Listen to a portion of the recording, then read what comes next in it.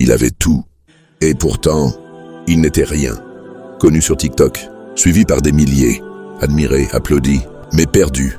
Un jeune homme, un croyant, en quête de lumière, mais noyé dans l'ombre des regards, jusqu'au jour où il a tout quitté, il a tout effacé, il a disparu, pas pour fuir, mais pour se retrouver. Voici l'histoire d'Ilyes. Ilyes était un jeune homme de 23 ans, vivant dans un petit village du Maroc, entre les montagnes de l'Atlas et les terres rouges du sud. Il n'était ni pauvre ni riche. Son père tenait une petite boutique et sa mère était femme au foyer. Ilyes avait terminé ses études secondaires, mais n'avait pas encore trouvé sa voie. Il passait son temps entre la mosquée, la maison et ses amis du quartier. Mais au fond de lui, il se sentait vide. Il priait, oui. Il jeûnait parfois. Il aidait son père. Mais son cœur, il sentait qu'il manquait quelque chose. Il avait l'impression de vivre par habitude, sans objectif réel. Il voulait faire quelque chose de grand, mais quoi? Un jour dans la mosquée, l'imam donna un rappel. Il dit « Le prophète a dit, les actions ne valent que par les intentions, et chacun aura ce qu'il a eu l'intention de faire. » Cette parole frappa le cœur d'Ilyes comme un éclair. « Et si je faisais quelque chose, uniquement pour Allah ?» se dit-il. Cette nuit-là, il ne dormit presque pas. Il se leva pour prier, seul dans le silence. Il pleura, et il fit une dua sincère. « Ya Allah, montre-moi un chemin. Je veux vivre pour toi. Je veux que ma vie ait un sens, un but. Guide-moi. » Le lendemain, il décida. Il allait partir, quitter son village, sa zone de confort. Il voulait voyager pour chercher la science. Pas pour devenir célèbre, pas pour faire des vidéos, pas pour impressionner, mais pour Allah seulement. Il alla voir ses parents. Son père resta silencieux un moment, puis dit « Mon fils, si c'est pour Allah, va, et je te fais confiance. » Sa mère, les yeux mouillés, le serra dans ses bras. « Allah te protège, mon fils, que ton intention reste pure. » Et ainsi, avec un sac à dos, un Coran, un petit cahier et quelques habits, Ilyes prit le bus en direction de Fès, la ville des savants, la ville de la Karaouiyine. Il ne savait pas exactement ce qu'il allait y faire. Il n'avait pas de contact, pas de programme. Mais il avait une chose que peu de gens ont, une intention sincère. Et cela allait tout changer. Ilyes arriva à Fès à la tombée de la nuit. La ville était vivante, les rues pleines de passants, de vendeurs, d'odeurs d'épices et de tagines. Mais Ilyes ne connaissait personne. Il marcha plusieurs minutes dans la médina, puis s'assit près d'un mur. Il posa son sac à côté de lui et regarda le ciel. « C'est ici que commence mon vrai voyage », murmura-t-il. Il chercha une petite chambre à louer. Avec l'argent qu'il avait, il trouva une pièce modeste, au fond d'une ruelle. Pas de lit. Juste un tapis au sol, une lampe faible et une fenêtre cassée. Mais il sourit. « C'est parfait », pensa-t-il. « Je ne suis pas venu ici pour le confort, mais pour Allah. » Le lendemain matin, il se leva pour Fajr à la mosquée. Il y rencontra un homme âgé, assis près de la porte. « Salam alaykoum, jeune homme. Tu n'es pas d'ici, non ?»« Alaykoum salam, non. Je suis venu pour étudier, si Allah me le permet. » L'homme sourit, d'un sourire profond. « Alors viens, je vais te présenter un professeur. » C'est ainsi qu'Ilyes fit la connaissance de Cheikh Rachid, un savant discret mais respecté. Il enseignait le fiqh, le hadith et le tafsir à quelques étudiants dans une petite salle. Cheikh Rachid le regarda longuement puis lui demanda « Pourquoi veux-tu apprendre la science ?»« Pour plaire à Allah » répondit Ilyes sans hésiter. Le cheikh hocha la tête. « C'est la seule bonne réponse. Alors commence. Mais sache que la science sans sincérité est un feu, et la sincérité sans patience est un piège. » Les semaines passèrent. Ilyes assistait à tous les cours. Il copiait chaque mot dans son cahier. Il posait peu de questions. Il ne voulait pas se faire remarquer. Il voulait juste apprendre. Pour Allah. Mais l'épreuve arriva vite. Un jour, alors qu'il revenait du souk, il trouva la porte de sa chambre grande ouverte. Quelqu'un avait volé ses affaires, son sac, ses habits, et surtout son cahier de notes. Ilyes s'effondra au sol. Il regarda autour de lui. Il n'y avait rien à faire. Pas de police, pas d'assurance. Il n'avait plus rien, juste les habits qu'il portait. Et son cœur brisé. « Pourquoi, ya Allah? Je suis venu pour toi, » dit-il en pleurant dans la nuit. Mais au lieu de repartir chez lui, il resta. Il alla voir Cheikh Rachid le lendemain et dit « On m'a volé toutes mes notes, mais je veux recommencer, même si je dois tout réécrire. » Le cheikh le regarda avec émotion. « Tu as compris le sens du hadith, mon fils. L'intention est tout. Continue. Allah voit tout ce que tu fais. » À partir de ce jour-là, Ilyes recommença depuis zéro. Il passait ses soirées à recopier ce qu'il avait retenu, Il dormait peu, il mangeait peu. Mais son cœur, lui, se remplissait. Un autre étudiant, Jalil, commença à remarquer cela. Il l'approcha un soir. « Hé toi, pourquoi tu te fatigues autant? Tu crois que ça va changer ta vie ?»« Je ne sais pas, répondit Ilyes, mais je le fais pour celui qui peut changer ma vie. » Un an passa. Ilyes avait progressé. Il maîtrisait des dizaines de hadiths, comprenait les bases du fiqh, récitait le Coran avec plus de justesse. Il ne dormait presque jamais après Fajr et il révisait chaque nuit avant de dormir. Il n'avait toujours pas d'argent, toujours pas de confort, mais il avait trouvé ce qu'il cherchait, la paix intérieure. Un jour, après un cours, un étudiant nommé Imran l'interpella. « À qui tu expliques bien les choses? Tu devrais faire des vidéos TikTok. Voilà, tu pourrais devenir populaire. »« Je ne cherche pas ça, » répondit Ilyes. « Mais imagine, dit Imran, si tu touches des milliers de gens, tu auras encore plus de hasanat, non ?» L'idée resta dans la tête d'Ilyes. Cette nuit-là, il ne dormit pas bien. « Et si je pouvais enseigner aux jeunes sur Internet ?» se demanda-t-il. « Et si ma voix servait à guider les autres ?» Après une longue prière et une consultation avec Cheikh Rachid, il décida d'essayer, mais à une seule condition, rester sincère.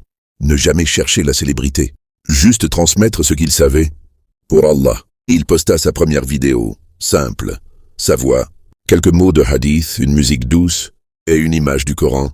En 24 heures, 300 vues. La semaine suivante, 1000 vues. Puis une vidéo explosa, plus de 50 000 vues en 2 jours. Des commentaires pleuvaient. « Tu m'as touché, frère, Yazak Allahu Khair. Continue, t'es un vrai. » Mashallah, quel rappel. Ilyes était choqué et un peu gêné. Il n'avait jamais cherché ça. Mais au fond de lui, une petite voix s'éleva. « Regarde comme les gens t'aiment.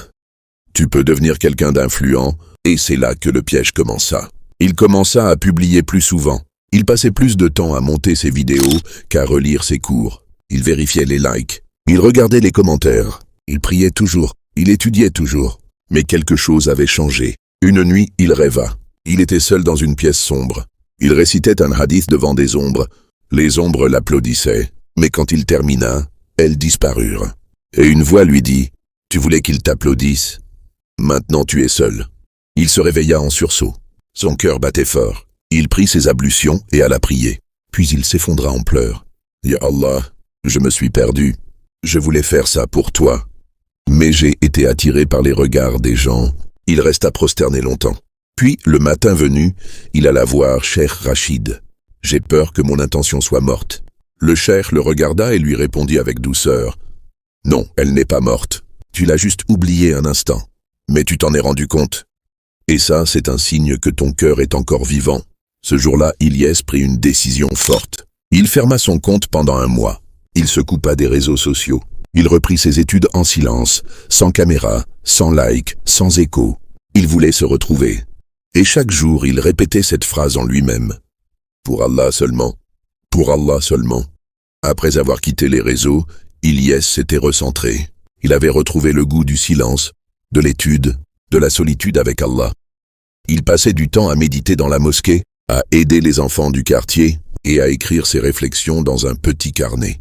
Un jour après le Asr, Cheikh Rachid l'appela. « Ilyes, j'aimerais te présenter une famille. Ils cherchent un époux pieux pour leur fille. Ce n'est pas une obligation, c'est une proposition. Mais je pense que tu devrais les rencontrer. » Ilyes baissa les yeux surpris. « Moi? Mais je ne suis pas prêt. Je n'ai rien, pas de maison, pas de travail. »« Tu as la foi, répondit le cheikh. Et c'est ce qui manque le plus aujourd'hui. » Quelques jours plus tard, il rencontra la famille.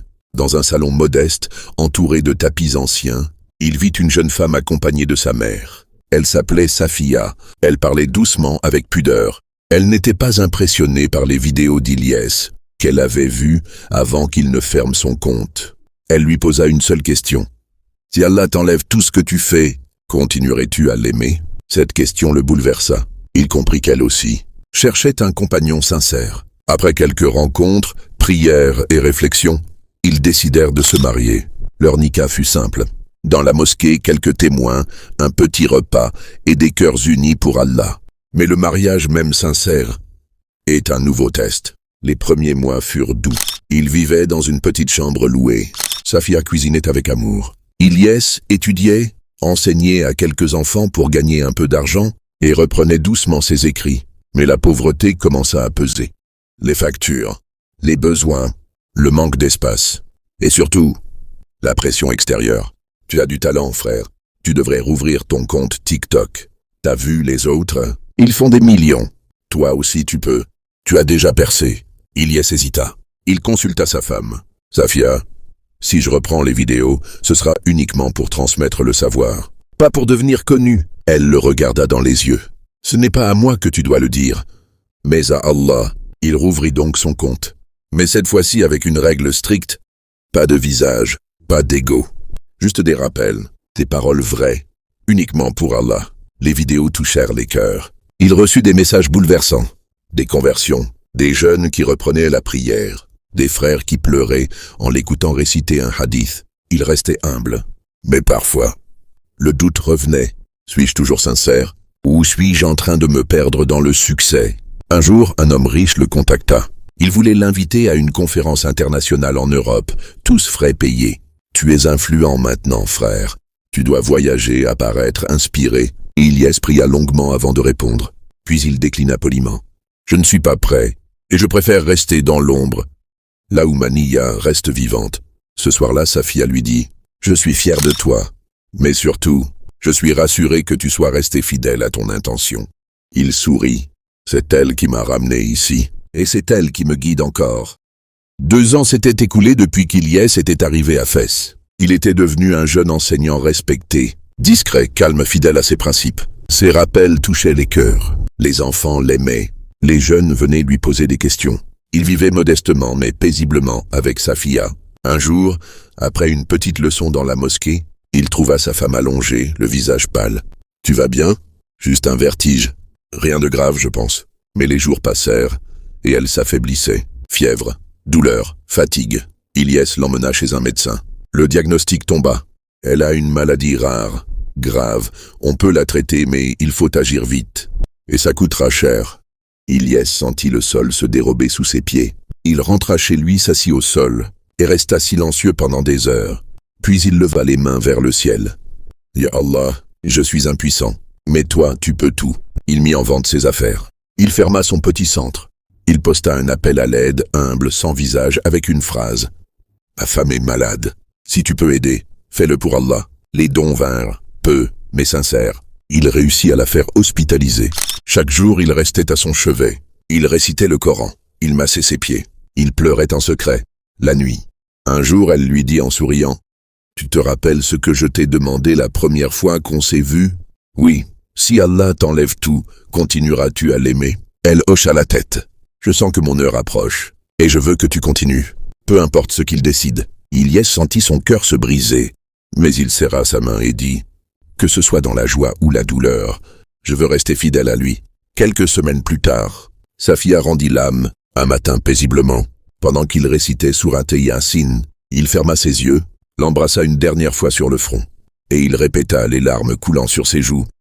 Inna lillahi wa inna ilayhi raji'un. Le monde devint silencieux. Ilyes passa plusieurs jours sans parler. Il mangeait peu, ne sortait plus. Mais une nuit, en se prosternant, il ressentit une paix soudaine. Elle était un cadeau, et tu me l'as reprise. Ya Allah, je ne te reproche rien. Tu m'éduques par les pertes comme par les dons. Il se releva, s'essuya le visage, et ouvrit son carnet. Il écrivit. L'amour sincère survit à la séparation. La foi sincère survit à la douleur. Et l'intention sincère survit à toutes les épreuves. Le lendemain, il retourna enseigner. Il ne parla pas de ce qu'il avait vécu. Mais ceux qui l'écoutaient sentaient quelque chose de nouveau dans sa voix. Une force, une profondeur, une lumière. Car les cœurs brisés par Allah, brillants d'une lumière que rien ne peut éteindre. Les années passèrent. Ilyes n'était plus le jeune étudiant timide de 20 ans. Sa barbe avait blanchi, son dos s'était légèrement courbé, mais son cœur était plus droit que jamais. Il vivait toujours simplement, dans une petite maison près de la mosquée. Pas de luxe, pas de décoration, juste une bibliothèque, un tapis de prière et un cadre au mur. Les actions ne valent que par les intentions. Chaque semaine, il enseignait à de jeunes frères. Ils venaient de partout, certains curieux, d'autres motivés, certains perdus. Ilyes ne refusait personne. Il accueillait chacun avec le sourire, comme Cheikh Rachid l'avait accueilli autrefois. Un jour, un jeune frère lui posa une question. « Cheikh, comment rester sincère quand tout le monde nous regarde, quand on est applaudi, Quand les gens nous remercient, Ilyes sourit doucement. Tu sais, moi aussi j'ai été applaudi. J'ai été remercié. J'ai même été connu. Un temps. Mais j'ai appris une chose. La vraie sincérité, c'est quand tu continues, même quand personne ne te regarde. Il fit une pause puis ajouta « Tu peux faire une chose immense et être hypocrite, ou faire une chose minuscule et être totalement sincère. Et parfois, c'est une larme dans la prière qui vaut plus que 1000 vidéos. » Ce jour-là, il raconta à ses élèves son propre voyage. L'Afrique, Fès, le froid, le vide, la faim, la solitude, la tentation de la célébrité, l'amour, le deuil, le retour à Allah. Ses élèves étaient bouleversés. L'un d'eux pleurait, un autre notait chaque mot, un troisième leva la main. « Et maintenant, cher, qu'est-ce que tu veux vraiment ?» Ilyes regarda par la fenêtre. Le soleil se couchait. « Je veux qu'Allah accepte, pas que les gens m'aiment, pas qu'on se souvienne de moi. Je veux juste que mes pas aient été dirigés vers lui. » Ce soir-là, il écrivit son dernier message sur son vieux carnet. La sincérité, ce n'est pas un point de départ, c'est un combat chaque jour. Elle se perd vite, mais se retrouve si on la cherche vraiment. Je ne suis pas un modèle, je suis un survivant. Et si tu lis ces mots, cherche Allah, pas les gens, car Allah ne t'oubliera jamais. Quelques mois plus tard, Ilyes tomba malade. Rien de grave au début. Une toux, une fatigue, puis des douleurs. Il ne se plaignait pas. Il priait toujours, enseignait même affaibli. Mais un matin, il ne vint pas au cours. Ses élèves vinrent le chercher. Ils le trouvèrent allongé, le visage apaisé. Dans sa main, une page de Coran. Et sur ses lèvres, un dernier murmure. « Ya Wallah, accepte !» Il fut enterré simplement, dans le même cimetière que sa femme. Aucune grande annonce, pas de vidéo, juste des larmes, des prières, des invocations. Mais ce que beaucoup ignoraient, c'est que ses élèves avaient tous un jour été perdus. Et c'est par lui qu'ils avaient retrouvé Allah. Aujourd'hui, ce sont eux qui enseignent, dans différentes villes, sur des plateformes, avec une phrase qu'ils répètent toujours, comme leur maître leur avait appris. Pour Allah seulement, cette histoire n'est pas celle d'un héros parfait, mais celle d'un homme qui a lutté pour garder vivante la lumière de son intention, dans un monde qui veut toujours la souffler. Toi qui écoutes, tu as une voix, un cœur, un rêve. Mais demande-toi à chaque pas, pour qui est-ce que je le fais? Car le prophète a dit, les actions ne valent que par les intentions, et chacun aura ce qu'il a réellement eu l'intention de faire. Il n'a pas levé d'épée, il n'a pas versé une seule goutte de sueur dans le désert brûlant, il n'a franchi ni montagne, ni vallée. Et pourtant, le prophète a dit de lui, il était avec nous. Mais comment? Comment un homme que personne n'a vu marcher a-t-il été compté parmi les soldats d'Allah? Ceci est l'histoire d'un homme invisible, invisible aux yeux des gens, mais vu, entendu, et honoré par celui qui voit tout. Dans la chaleur écrasante du désert, des hommes avancent péniblement vers le nord. C'est l'expédition de Tabouk. Mais parmi eux, il y a un homme que personne ne voit. Il ne transpire pas, ne porte pas d'armes, ne monte pas de chameau. Il est couché, loin derrière à Médine.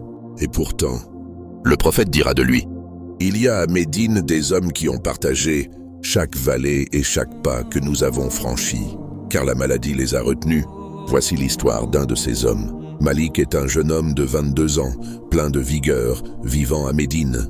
Il n'a jamais manqué une bataille. À Uhud, il a été blessé. À Khaybar, il a porté les provisions. Il rêve d'un jour pouvoir marcher directement derrière le prophète. Son cœur brûle de zèle. Quand l'appel de Tabouk arrive, il saute de joie. Cette fois, je serai à ses côtés. Peu importe la chaleur, peu importe la fatigue, mais à peine quelques jours avant le départ, il tombe gravement malade, forte fièvre. Tremblement, il ne tient plus debout. Les médecins disent « Si tu pars, tu mourras sur la route ». Malik, allongé dans une chambre sombre, entend les chants de départ dans les rues. Les enfants agitent les mains. Les sabots des chameaux frappent le sol. Il ferme les yeux et pleure. « Ya Allah, tu sais que je voulais être avec eux. Tu sais que ce n'est pas de la paresse. » Sa mère entre dans la pièce, essuie ses larmes. « Peut-être que tu combattras autrement, Malik. » Il se dit « Je vais invoquer pour eux. Je vais prier pour eux.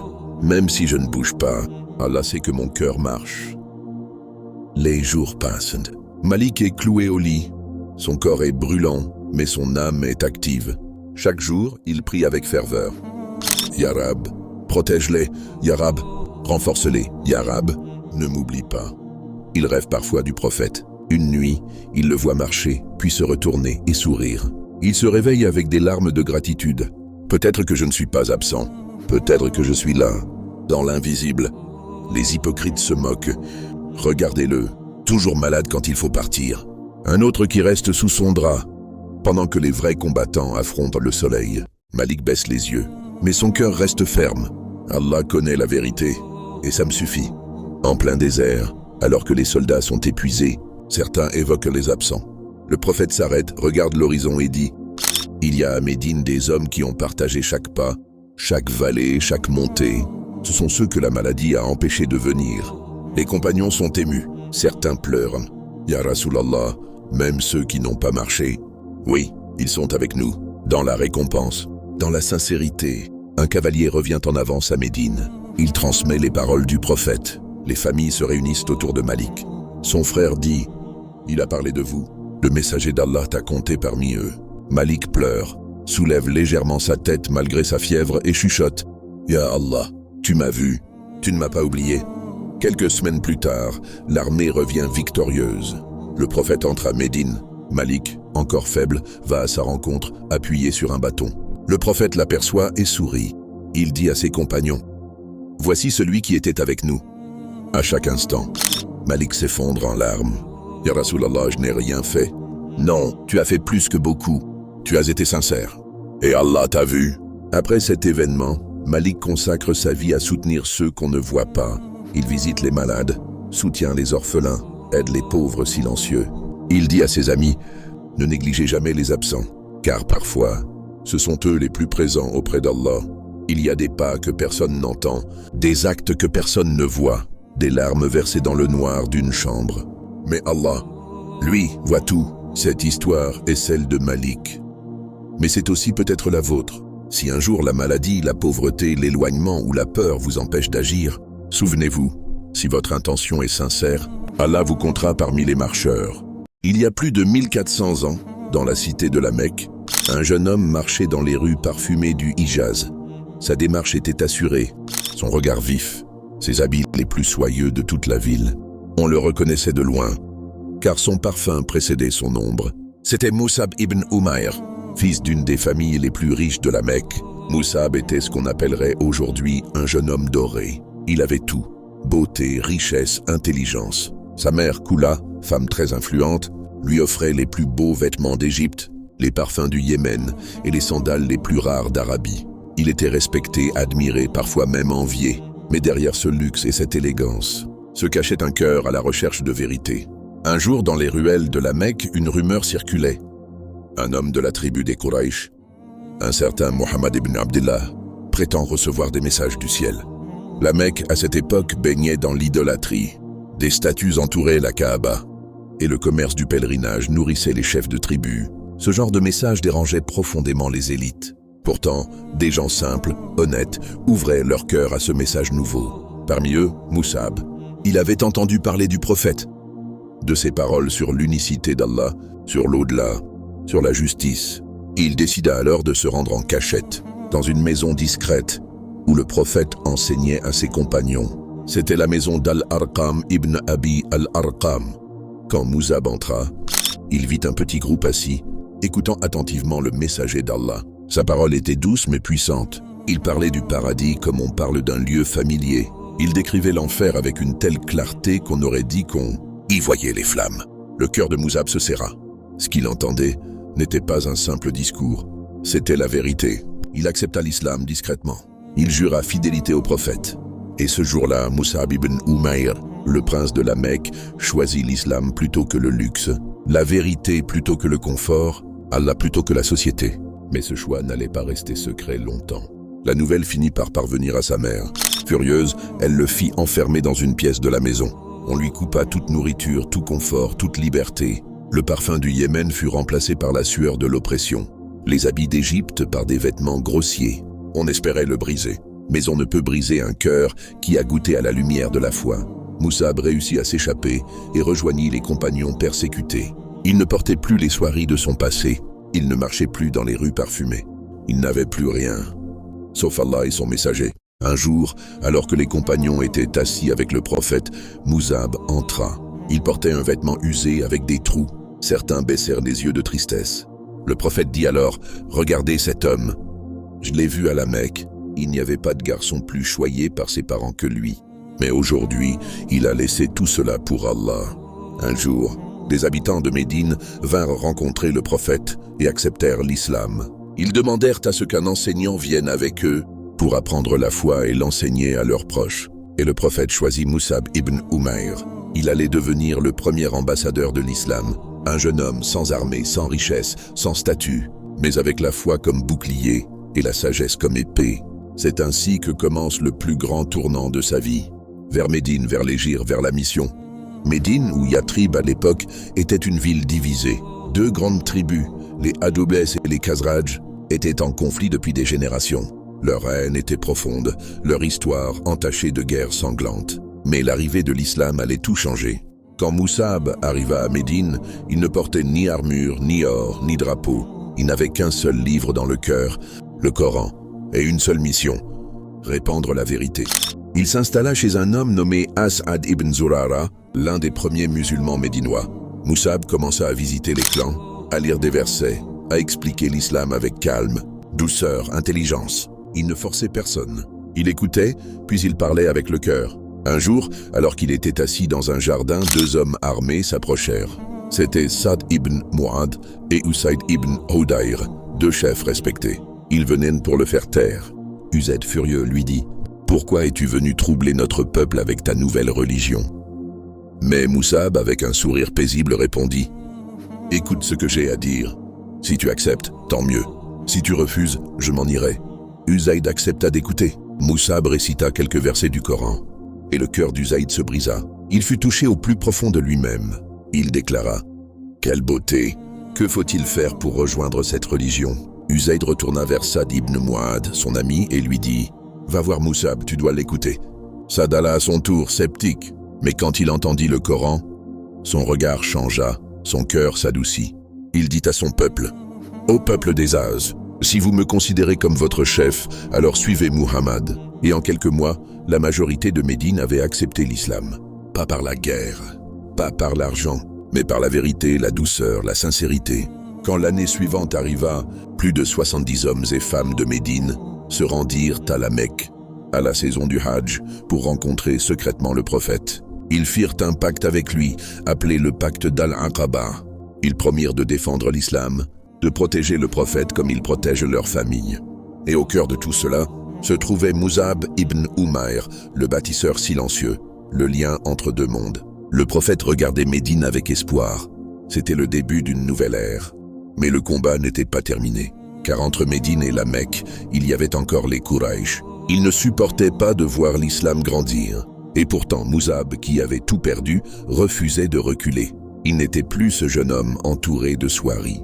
Il était devenu un leader spirituel, un homme de foi, un éducateur. On raconte qu'à Médine, les enfants l'aimaient, les anciens le respectaient et les jeunes le suivaient. Il était calme, patient, mais ferme dans sa foi.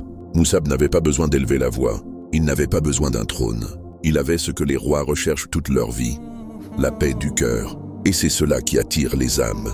Aujourd'hui encore, sa méthode est une leçon pour les générations.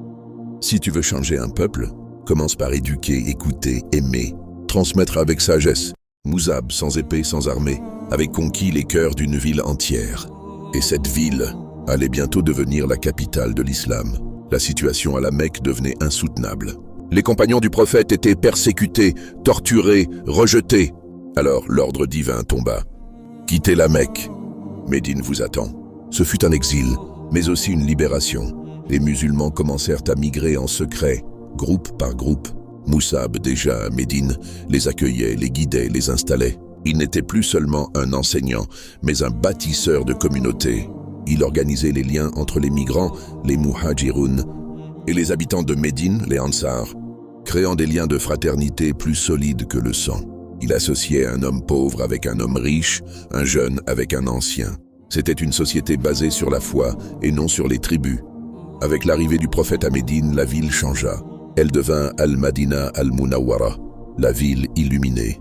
Et Mus'ab faisait partie de ceux qui allumaient cette lumière. Il enseignait le Coran jour et nuit. Il était l'un des premiers à mener la prière. Les enfants l'imitaient en jouant. Les tribus l'écoutaient avec respect. Imagine un homme, autrefois prince de la Mecque, maintenant assis dans la poussière, partageant un morceau de pain avec un pauvre, récitant les versets du Coran avec des larmes dans les yeux. Mais les Quraysh ne pouvaient tolérer cela. Un an après l'hégire, ils décidèrent de frapper fort. Une armée de 1000 hommes fut levée pour attaquer Médine. Le prophète rassembla ses compagnons et partit à leur rencontre. La bataille aurait lieu dans un lieu nommé Badr. Mus'ab s'avança prêt à défendre ce en quoi il croyait. Il ne combattait pas pour la gloire. Il combattait pour que la lumière d'Allah ne soit pas éteinte. Sur le champ de bataille, les musulmans étaient 313, contre une armée 3 fois plus grande. Mais ils avaient quelque chose que leurs ennemis n'avaient pas. La foi, la sincérité, la certitude. Mus'ab combattit vaillamment. Il récitait le Coran entre 2 affrontements. Il apaisait les jeunes compagnons terrifiés. Il protégeait les plus faibles. Et, par la volonté d'Allah, les musulmans remportèrent la victoire. Une victoire miraculeuse, une victoire fondatrice. Après Badr, Médine prit un nouveau visage. Les musulmans gagnèrent le respect des tribus environnantes. L'islam n'était plus une rumeur de désert. C'était une force vivante. Mais l'épreuve ne faisait que commencer. Car une année plus tard, une nouvelle bataille allait secouer Médine. Plus dangereuse, plus confuse, plus douloureuse. Et c'est dans cette bataille que le destin de Mus'ab allait basculer. À la Mecque, les chefs Quraysh préparaient leur vengeance. Cette fois-ci, ils levèrent une armée de 3000 hommes, bien armés, bien équipés. Leur cible, Médine. Leur objectif, anéantir les musulmans. Et dans cette nouvelle bataille, Mus'ab ibn Umayr allait jouer un rôle décisif. Pas comme chef de guerre, mais comme gardien du drapeau et gardien du message. La bataille d'Uhud se profilait, et avec elle, un moment de vérité éternelle. L'année 3 de l'hégire, les Quraysh, humiliés par leur défaite à Badr, veulent leur revanche. Cette fois, ils sont 3000 soldats, dirigés par Abu Sufyan, et ils avancent vers Médine avec une détermination glaciale. Le prophète réunit ses compagnons. Le conseil est clair. Doit-on rester dans la ville ou sortir pour les affronter? La majorité, notamment les jeunes, choisissent de sortir. Ils veulent défendre l'honneur de l'islam sur le champ de bataille. Le prophète met alors en place son armée, 1000 hommes au départ. Mais hypocritement, Abdullah ibn Ubay se retire avec 300 soldats, laissant les musulmans à 700 seulement. Les 2 armées se font face au pied du mont Uhud. Le prophète place des archers sur une colline avec un ordre clair. Ne quittez pas votre position quoi qu'il arrive. Au cœur de cette armée, Mus'ab ibn Umayr se tient droit. Le prophète lui confie un rôle immense, porter l'étendard des musulmans. À l'époque, porter le drapeau n'était pas un simple symbole. C'était un signe de direction et de morale. Si le drapeau tombe, l'armée panique. Si le porteur meurt, il doit être remplacé immédiatement. Ce rôle est souvent réservé aux plus courageux. Et qui de mieux que Mus'ab, le fidèle, le savant, le résistant, pour porter cet honneur? Le combat s'engage. Les musulmans, bien que moins nombreux, repoussent les Quraysh avec force et foi. Mus'ab avance au cœur des rangs, brandissant l'étendard, récitant les versets d'Allah, encourageant les combattants. Mais soudain, un drame se produit. Les archers sur la colline croient que la bataille est finie. Ils descendent pour récupérer les butins. Et Khalid ibn al-Walid, futur grand général musulman mais encore non musulman à l'époque, en profite. Il attaque par derrière avec sa cavalerie. Les rangs musulmans sont brisés. La panique gagne. Au milieu du chaos, Mus'ab ne recule pas. Il tient fermement l'étendard. Il est la lumière dans la confusion, le repère des croyants. Les ennemis ciblent le drapeau. Ils foncent sur lui. Un soldat quraishien lui coupe le bras droit. Mus'ab attrape l'étendard avec son bras gauche. On lui coupe le bras gauche. Il plaque alors le drapeau contre sa poitrine avec les morceaux de ses bras. Puis il est transpercé d'une lance. Il tombe. Le drapeau tombe avec lui. Mais il meurt en défendant le message, en protégeant l'unité, en gardant la foi jusqu'au dernier souffle. Après la bataille, le prophète descend pour voir les martyrs. Il découvre le corps de Mus'ab. Il pleure. Il s'agenouille. Il dit « Parmi les croyants, il y a des hommes qui ont tenu leurs promesses envers Allah. » Surat Al-Ahzab, verset 23. Il regarde le corps de Mus'ab. Ils n'ont même pas de quoi couvrir entièrement son cadavre. Quand il couvre sa tête, ses pieds apparaissent. Quand il couvre ses pieds, sa tête se découvre. Le prophète détourne le regard, submergé par l'émotion. Il dit « Je t'ai vu à la Mecque, il n'y avait personne de plus élégant que toi. Et te voilà aujourd'hui, dans cet état, ô Mus'ab, Mus'ab ibn Umayr, le prince devenu pauvre, le riche devenu résistant, le doux devenu martyr. Il a tout sacrifié. Il a tenu la bannière de l'islam quand elle vacillait. Il a planté les graines de l'islam à Médine. Il est mort sans maison, sans famille, sans richesse. Mais avec l'amour d'Allah et du prophète. Aujourd'hui, chaque fois qu'on parle de Médine, chaque fois qu'un musulman lit le Coran dans la paix, chaque fois qu'un peuple découvre l'islam, il y a une part de Moussab ibn Umair dans ce miracle. Il n'était pas un roi, il n'avait pas d'armée, mais il a conquis l'éternité avec la foi, la patience et le sacrifice. Il était une fois un vieil homme au cœur fatigué. Il avait économisé toute sa vie pour pouvoir accomplir le Hajj. Mais à quelques semaines du départ, il tomba gravement malade. Les médecins lui interdirent tout voyage. Dans sa petite maison, il pleurait chaque nuit, suppliant Allah de l'accepter malgré son incapacité. La nuit du jour d'Arafat, il s'endormit après une longue prière. Il rêva qu'il marchait parmi les pèlerins, vêtu d'un ihram blanc éclatant. Le lendemain, il retrouva la paix dans son cœur, convaincu qu'Allah l'avait invité d'une autre manière. Un jeune homme voyagea pour le Hajj avec arrogance. Il croyait que son argent et son confort le rendraient spécial. Mais dès son arrivée, il perdit ses bagages, tomba malade et fut aidé par un vieillard pauvre venu à pied. Ce dernier lui offrit de l'eau, un lit et un sourire. Le jeune homme comprit que le Hajj n'était pas un luxe, mais une école d'humilité. Il pleura pendant la circumambulation, le cœur vidé de toute fierté. Une femme veuve vendit tout ce qu'elle possédait pour financer son Hajj. Elle n'avait qu'un petit sac, un peu d'eau et beaucoup de foi. Lors de la lapidation de Shaitan, elle fit une invocation avec tant de sincérité que les larmes coulèrent sur son visage comme la pluie. Une sœur la vit, bouleversée, et lui demanda ce qu'elle avait demandé. Elle répondit « J'ai simplement demandé à Allah de m'aimer ». Et ce fut suffisant pour bouleverser des milliers de cœurs à travers une vidéo filmée ce jour-là sans qu'elle le sache. Un enfant de 10 ans accompagna son père au Hajj. Il ne comprenait pas tout, mais regardait chaque geste de son père avec admiration. À Muzdalifa, il se mit à ramasser les pierres avec application, puis récita les invocations comme il pouvait, les yeux levés au ciel. Un vieil imam, en le voyant, sourit et dit « Ce garçon n'est pas venu pour apprendre, il est venu pour nous rappeler. » Un homme avait vécu dans le péché pendant des années. Lorsque sa mère mourut, son cœur se brisa. Il décida de faire le Hajj pour elle. Tout au long du pèlerinage, il ne parlait à personne, ne souriait pas, priait sans relâche. À Mina, il pleura si fort qu'il perdit connaissance. On le réveilla et ses premiers mots furent « Je sens que ma mère m'a pardonné ». Ce Hajj l'a transformé et il devint prédicateur jusqu'à la fin de sa vie. Un riche commerçant décida de financer le Hajj de 10 pauvres personnes chaque année. Il ne voulait pas être connu. Un jour, l'un des bénéficiaires le reconnut à la Mecque et pleura en le remerciant. Le commerçant dit seulement « Ne me remercie pas, dis à Allah de m'autoriser à revenir chaque année tant que je respire. » Et pendant 20 ans, il fut là chaque saison. Une femme âgée avait perdu la mémoire. Ses enfants l'avaient accompagnée au Hajj. Il craignait qu'elle oublie les rituels.